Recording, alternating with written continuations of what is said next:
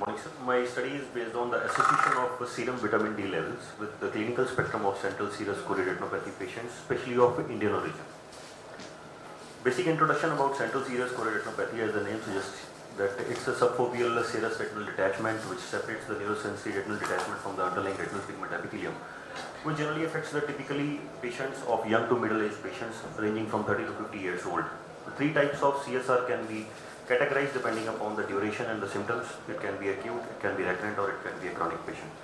Generally, these patients affected are type A personality patients who are more anxious, ambitious, and who are having a higher level of stress in their daily life. Two types of theories are based on the central serous choroidiopathy, although the exact pathophysiology is not very clear. One is the retinal pigment epithelium dysfunction theory, and second is the choroidal vascular hyperpermeability.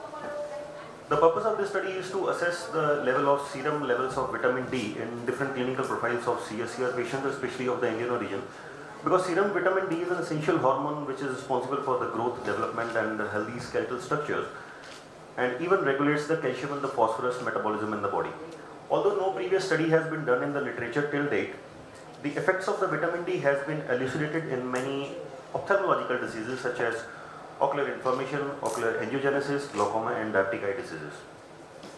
We did a case-controlled cross-sectional observational study in which the clinical spectrum, angiographic status of the patient, and OCT-based tomography studies were done. We included patients of all the three variants of CSCR, that are acute, recurrent, and chronic variety.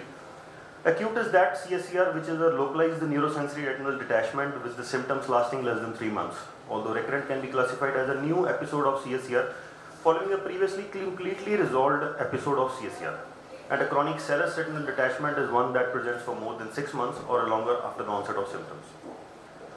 We excluded all the patients who were suffering from celiac disease, chronic liver diseases, advanced stages of chronic kidney diseases, and patients who were on vitamin D replacement therapy and autoimmune diseases. We had two groups, one is a study group, another is a control group. We did fasting blood levels of serum 25-hydroxyvitamin D levels using the alpha, that is the enzyme-linked fluorescent assay, which a biochemistry analyzer by Vidas. We categorize the patient of serum fasting blood levels. If they are more than 30 nanograms per ml, they are categorized as normal. It is insufficient, it lies between 20 to 30. And if it is less than 20, we call it as deficiency of vitamin D. We did a man-Whitney U test and a Z test with considering the p-value of less than 0.05. We had a results of two groups. 42 CSR patients were considered and versus the healthy group where 44 patients were considered.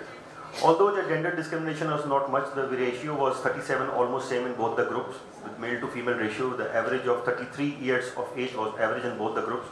We found that the 25-hydroxyvitamin D levels in patient group was almost half, that was 16.5 versus the control group that was 34, almost double. The Boss viscous chart showed that the serum vitamin D level of the patient group was almost 16 versus the control group where the serum vitamin D levels were 34. The results were that all the variants of CSCR, the acute, chronic, and recurrent, out of 42 patients, 33 patients had low serum vitamin D levels, and maximum vitamin D level was found low in acute CSCR patients versus the normal group where only one patient had an abnormal low vitamin D levels. So total of out of 42 patients, only 2 patients had low levels of serum vitamin D.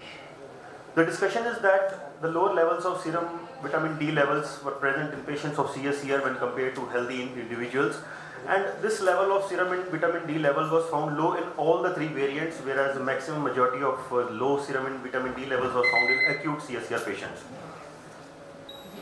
The discussion is that the abnormal permeability in the inner choroid happens, which causes the stasis, the ischemia, and the inflammation, and the vitamin D deficiency can lead to disruption of the retinal microvascular circulation. The strength of the study is that the large number of eyes was enrolled in each group, and we did specifically the population was Indian population where there is high chances of CSCR. But the limitation was that the vitamin D level measurements were carried out in the serum. We didn't measure it in the aqueous vitreous or the retinal tissue. The conclusion is that the reduction in antioxidant capacity leading oxidative stress and vascular changes that are commonly seen in vitamin deficiency could have a significant role in the pathophysiology of the CSCR diseases. Thank you.